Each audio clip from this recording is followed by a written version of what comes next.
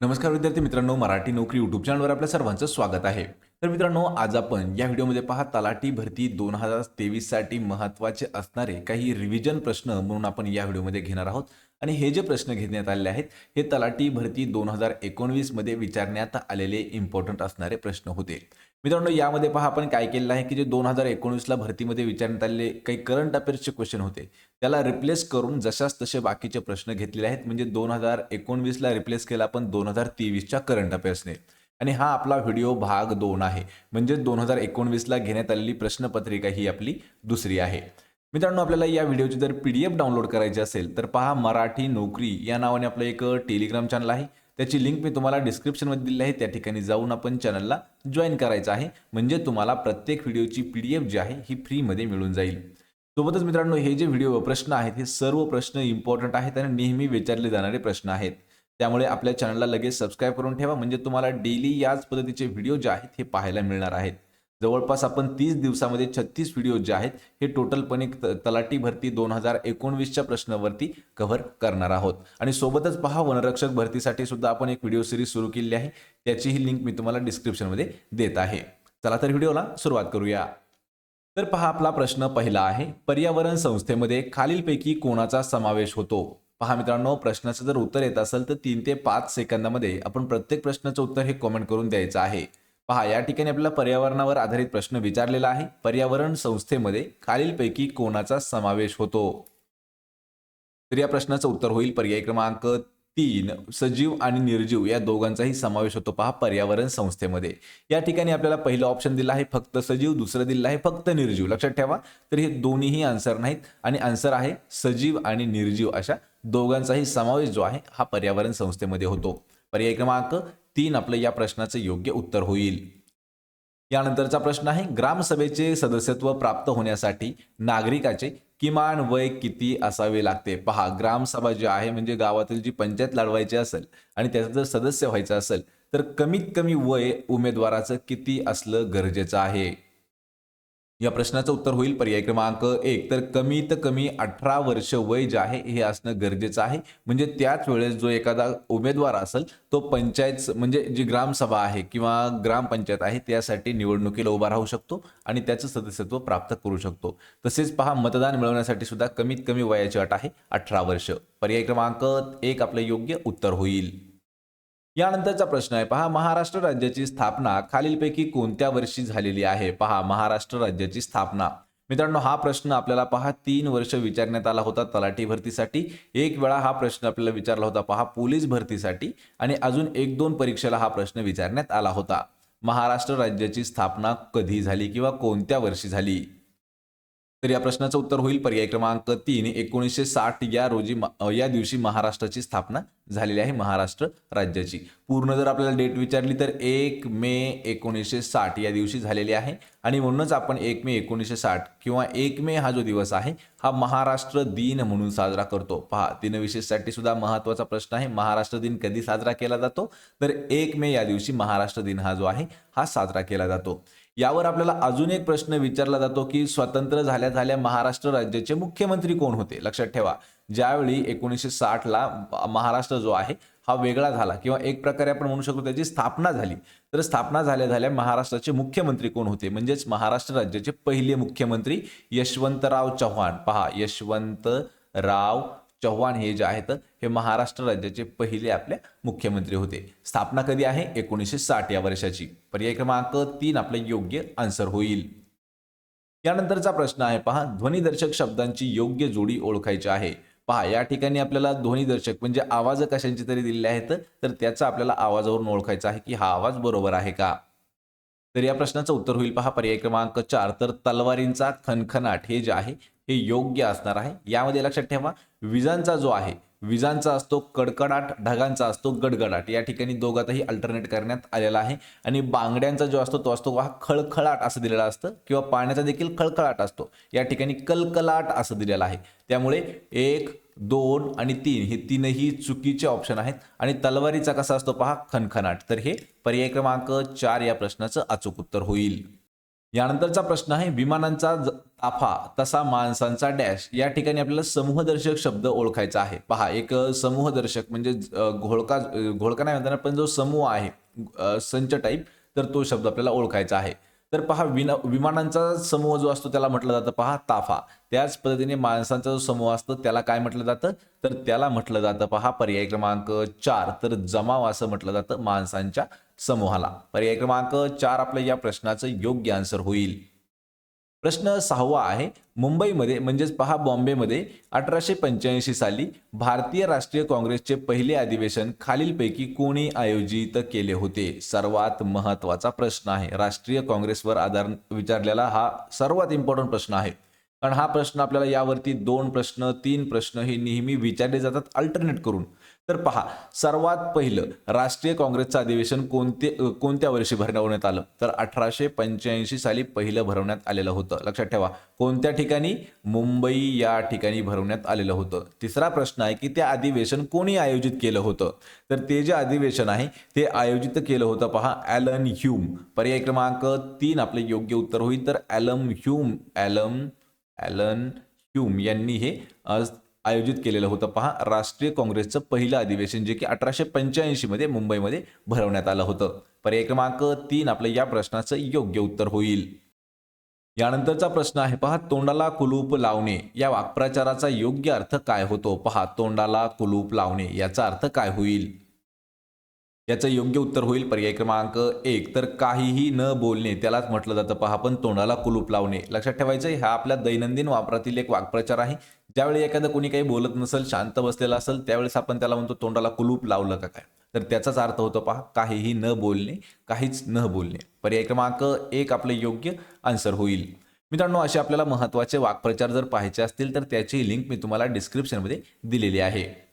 प्रश्न क्रमांक 8वा आहे महाराष्ट्र लोकसेवा हक्क कायदा 2015च्या अंतर्गत ज्या व्यक्तीचे सेवा करण्याचे आवेदन नाकारले गेले आहे त्याने डॅश दिवसाच्या आत पहिल्या अपीलीय प्राधिकरणाकडे अपील करणे आवश्यक आहे. पहा, प्रश्न हा महत्वाचा आहे. तर महाराष्ट्र लोकसेवा हक्क आयोग जो आहे किंवा कायदा जो आहे 2015 अंतर्गत एखाद्या व्यक्तीचं जर सेवा करण्याचं आवेदन नाकारण्यात आलं तर त्याने किती दिवसाच्या आत त्याची जी पहिल्या अपीलीय प्राधिकरण आहे त्याच्याकडे अपील करणं हे गरजेचं आहे. तर याचं उत्तर होईल पहा पर्याय क्रमांक 3, तर 30 दिवसाच्या आत त्यांनी अपील केली पाहिजे अपीलीय प्राधिकरणाकडे. पर्याय क्रमांक 3 आपलं या प्रश्नाचं योग्य आन्सर होईल. यानंतरचा प्रश्न आहे पहा आरटीआय म्हणजेच माहिती अधिकार अधिनियम 2005 चा कोणते कलम तृतीय पक्षाच्या माहितीच्या व्यवस्था पाहते. पहा, महत्वाचा प्रश्न आहे. आरटीआय वरती म्हणजेच माहिती अधिकारावरती विचारण्यात आलेला आहे. जो माहितीचा अधिकार आहे 2005 चा, तर त्यामधील कोणतं कलम आहे की जे तृतीय पक्ष म्हणजे जो थर्ड पार्टी आहे त्याच्या माहितीची व्यवस्था पाहते. तर या प्रश्नाचं उत्तर होईल पर्याय क्रमांक 2 जे कलम 11 आहे. मित्रांनो, प्रश्न हा महत्वाचा आहे. पहा, कलम 11 जे आहे हे थर्ड पार्टी जे म्हणजे तिसरा जो माणूस आहे त्याच्या माहितीची व्यवस्था पाहतं. पहा, आरटीआय माहितीचा अधिकार अधिनियम 2005 चं कलम आहे. पर्याय क्रमांक 2 आपलं या प्रश्नाचं योग्य उत्तर होईल.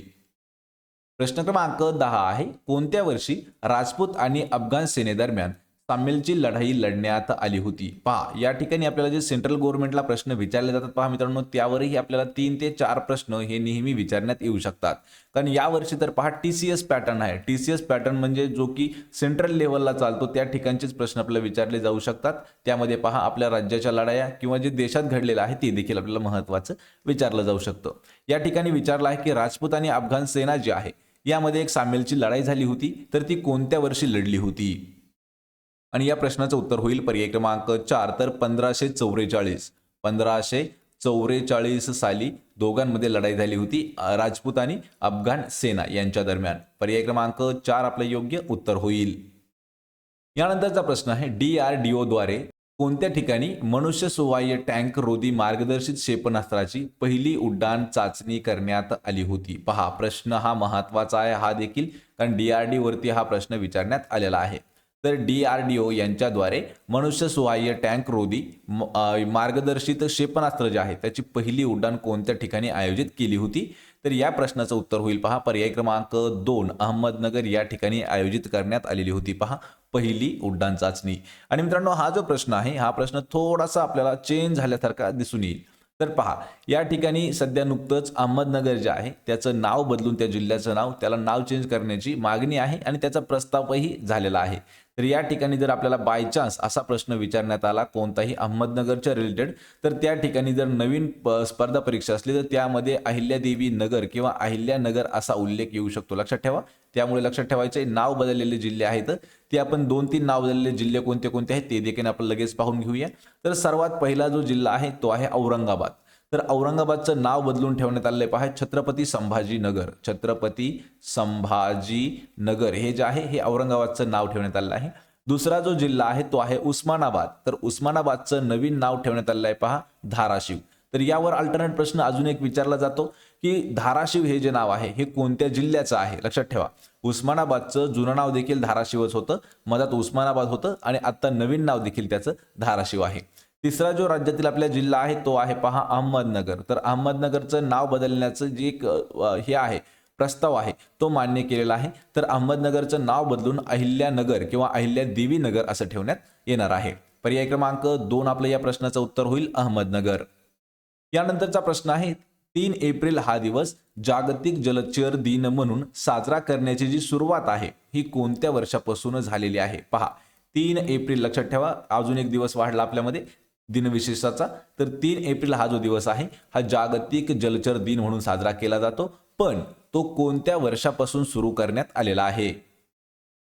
तर याचं उत्तर होईल पर्याय क्रमांक 1 तर 2020 म्हणजेच पहा लॉकडाऊन मधून 2020च्या लॉकडाऊन मधून हा जो दिवस आहे जागतिक जलचर दिवस तो साजरा करण्यासाठी सुरू केलेला आहे। पर्याय क्रमांक 1 आपले योग्य उत्तर होईल 2020 पासून 3 एप्रिल हा जो दिवस आहे हा जागतिक जलचर दिन म्हणून साजरा केला जातो। यानंतरचा प्रश्न आहे बोटावर नाचवणे या वाक्प्रचाराचा योग्य अर्थ काय होतो पहा बोटावर नाचवणे हा जो वाक्प्रचार आहे हा थोडासा इम्पॉर्टंट देखील आहे।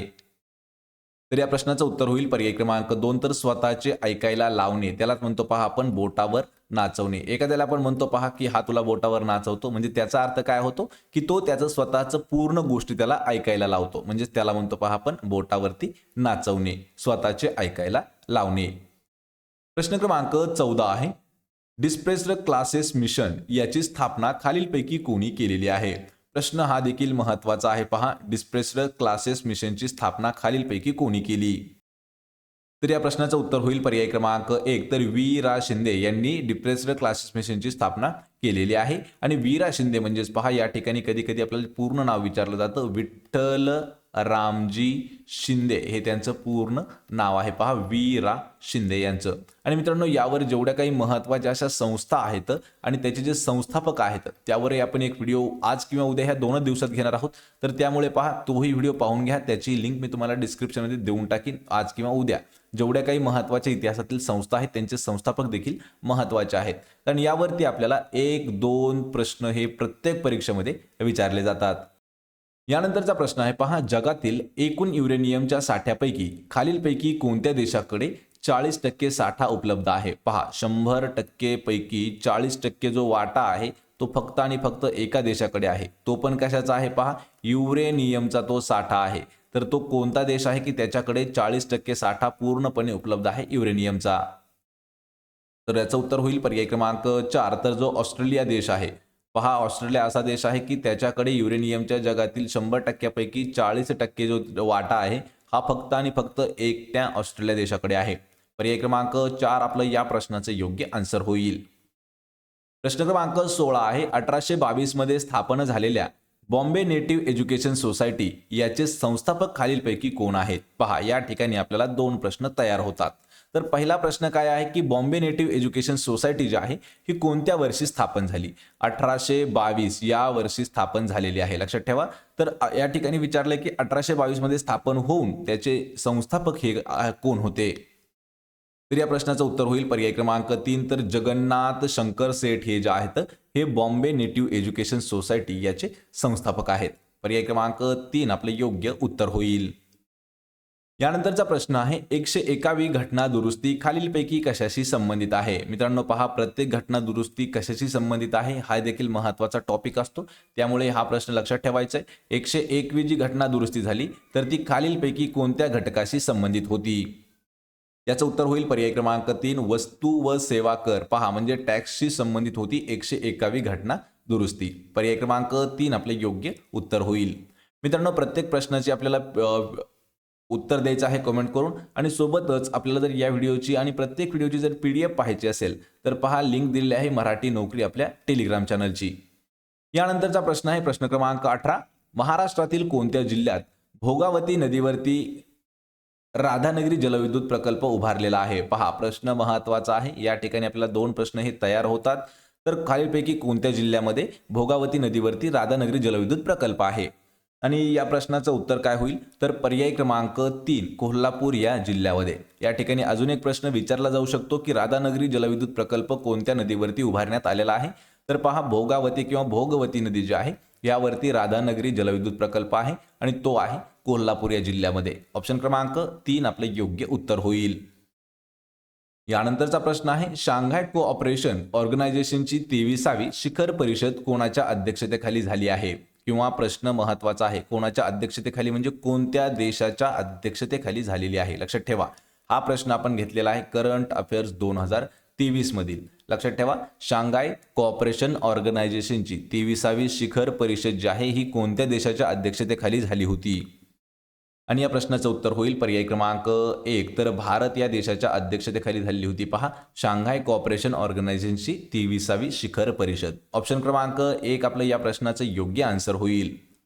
तर पहा, प्रश्न क्रमांक 20 आहे शासकीय योजना आणि माहिती पाहणे तसेच विविध कागदपत्रांसाठी आवेदन करण्यास जनतेला सक्षम तक्रार निवारण पोर्टल खालीलपैकी कोणतं देण्यात आलं आहे? पहा, प्रश्न हा सर्वात महत्त्वाचा आहे. 2019ला तलाठी भरतीमध्ये प्रश्न विचारण्यात आला होता. 2019ला वनरक्षक भरतीसाठी सुद्धा या प्रश्नाचा उल्लेख करण्यात आलेला होता. तर शासकीय एखादी योजना किंवा माहिती पाहणे किंवा जे काही आपले डॉक्युमेंट आहेत, जे कागदपत्र आहेत ते काढण्यासाठी अप्लाय करणं, तर आणि असे काही जे काही महत्त्वाचे अजून तक्रार आहेत तर त्यांचं निवारण करण्यासाठी एक सरकारनं पोर्टल सुरू केलं आहे. तर त्या पोर्टलचं नाव कोणतं आहे? आणि या प्रश्नाचं उत्तर होईल पर्याय क्रमांक 1 तर आपले सरकार या नावाचं पोर्टल आहे. त्याच्यावरून आपण शासकीय योजना, त्याची काही माहिती असेल आणि आपले जे कागदपत्र आहेत ते काढण्यासाठी आपण अर्ज करू शकतो. पोर्टल आहे ते आपले सरकार. पर्याय क्रमांक 1 आपले योग्य उत्तर होईल. यानंतरचा प्रश्न आहे प्रश्न क्रमांक 21. पाचगणी हे महाराष्ट्रातील थंड हवेचं ठिकाण खालीलपैकी कोणत्या जिल्ह्यामध्ये आहे? मित्रांनो, हा प्रश्न देखील इम्पॉर्टंट प्रश्न आहे. पहा, ज्यावेळी आपली पोलीस भरती झाली होती 2018ला, त्यामध्ये हा प्रश्नाचा उल्लेख 6 वेळा करण्यात आला होता. 2019ला जी पोलीस भरती झाली त्यामध्ये हा जो प्रश्न आहे हा 2 वेळा विचारण्यात आला होता. आणि जी आपली तलाठी भरती झाली होती पहा 2013 मधील, तर त्यामध्ये हा प्रश्न 1 वेळा विचारण्यात आलेला होता. पाचगणी हे थंड हवेचं ठिकाण महाराष्ट्रात आहे, तर ते कोणत्या जिल्ह्यामध्ये आहे? तर या प्रश्नाचं उत्तर होईल पर्याय क्रमांक 2 तर सातारा या जिल्ह्यामध्ये आहे. पहा, थंड हवेचं ठिकाण त्याचं नाव आहे पाचगणी. पर्याय क्रमांक 2 आपलं या प्रश्नाचं योग्य उत्तर होईल.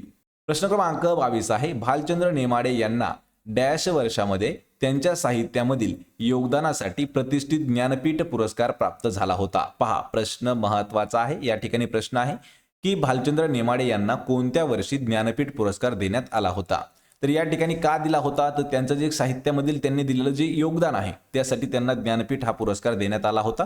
ते वर्ष कोणतं आहे? तर या प्रश्नाचं उत्तर होईल पर्याय क्रमांक 1 तर 2015 या वर्षी त्यांना ज्ञानपीठ पुरस्कार देण्यात आला होता भालचंद्र नेमाडे यांना. पर्याय क्रमांक 1 आपलं या प्रश्नाचं अचूक उत्तर होईल. प्रश्न क्रमांक 22 आहे डरकणे किंवा डरावणे हा ध्वनिदर्शक शब्द खालीलपैकी कोणत्या प्राण्यासाठी वापरला जातो? पहा, डरावणे हा जो प्रश्न आहे किंवा हा जो ध्वनिदर्शक शब्द आहे तो कोणासाठी वापरला जातो? तर या प्रश्नाचं उत्तर होईल पर्याय क्रमांक 4 तर बेडकासाठी हा जो प्रश्न हे जो ध्वनिदर्शक आहे डरकणे किंवा डरावणे. लक्षात ठेवा, यामध्ये प्रत्येक प्राण्याचं वेगवेगळं एक ध्वनिदर्शक आहे. कोंबडा जो असतो कोंबड्याचं असतं पहा आरवणे, कोंबडा आरवत असतो. सिंह जो आहे तो गर्जना करत असतो, सिंह करत असतो गर्जना. म्हैस असते पहा हंबरते, म्हैस हंबरत असते. आणि बेडूक जो आहे तो डरकत असतो किंवा डरावणे करत असतो. पर्याय क्रमांक 4 आपलं या प्रश्नाचं अचूक उत्तर होईल. प्रश्न क्रमांक 24 आहे रक्ताचे पाणी करणे या वाक्प्रचाराचा योग्य अर्थ काय आहे? पहा, रक्ताचं पाणी करणे याचा अर्थ काय होईल? आणि हा जो आहे हा वाक्प्रचार मित्रांनो सर्वात महत्त्वाचा आहे, कारण आपल्याला समाज कल्याण ऑफिसची जी भरती झाली होती त्यामध्ये हा प्रश्न विचारण्यात आला होता. हा प्रश्न आपल्याला ग्रामसेवक भरतीसाठी सुद्धा विचारण्यात आलेला होता. हाच प्रश्न आपल्याला तलाठी भरतीमध्ये सुद्धा विचारण्यात आलेला होता. आणि अशाच पद्धतीचे जे काही आपल्याला महत्त्वाचे वाक्प्रचार आहेत पाहण्यासाठी लिंक तुम्हाला मी डिस्क्रिप्शनमध्ये दिलेली आहे. तर रक्ताचे पाणी करणे म्हणजे काय? तर पर्याय क्रमांक 2 जास्त मेहनत करणे, त्यालाच म्हणतो रक्ताचे पाणी करणे. पर्याय क्रमांक 2 आपले योग्य उत्तर होईल.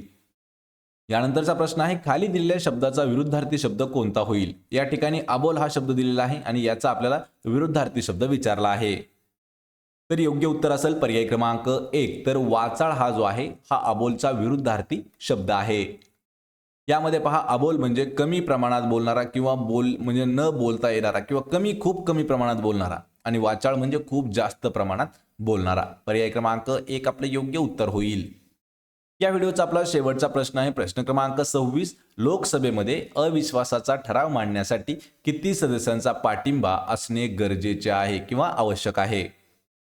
तर या प्रश्नाचं उत्तर होईल पर्याय क्रमांक 3. तर 50 सदस्य जे आहेत हे त्यांना म्हणजे 50 सदस्यांचा पाठिंबा हवा असतो. ज्यावेळी आपल्याला लोकसभेमध्ये एखाद्यावर अविश्वासाचा ठराव मांडायचा असतो त्यावेळेस सदस्यांचा पाठिंबा आपल्याला असणं आवश्यक असतं. आणि किती सदस्य पाहिजे असतात? 50 सदस्य. पर्याय क्रमांक 3 आपले योग्य आन्सर होईल. तर मित्रांनो, हे होते पहा 26 विचारले गेलेले महत्त्वाचे प्रश्न, आणि तलाठी भरती 2023 साठी यातील काही प्रश्न जे आहेत हे महत्त्वाचे ठरू शकतात. आपल्याला या प्रश्नापैकी किती प्रश्नाचे उत्तर देता आलं हे मला कमेंट करून नक्की सांगा. व्हिडिओ जर आवडला तर व्हिडिओला आपल्या लाईक करा, मित्रांमध्ये व्हिडिओ शेअर करा आणि आपल्या मराठी नोकरी या यूट्यूब चॅनलला सबस्क्राईब करून ठेवा. सोबतच प्रत्येक व्हिडिओची PDF आणि प्रत्येक दिवशी काही महत्त्वाच्या ज्या नोट्स असतील त्या जर आपल्याला फ्रीमध्ये मिळवायच्या असतील तर आपल्या मराठी नोकरी या नावाने आपलं एक टेलिग्राम चॅनल आहे, त्याची लिंक मी तुम्हाला डिस्क्रिप्शनमध्ये दिलेली आहे, त्यालाही जाऊन आपण जॉईन करा. सोबतच marathi-naukri.in या नावाने आपली वेबसाईट देखील आहे, त्यावरही आपण महत्त्वाचे काही प्रश्नसंच आहेत ते आपण प्रत्येक भरतीचे अपलोड करत असतो. आपण भेटूया पुढच्या एका अशाच नवीन व्हिडिओमध्ये. तोपर्यंत जय हिंद, जय महाराष्ट्र.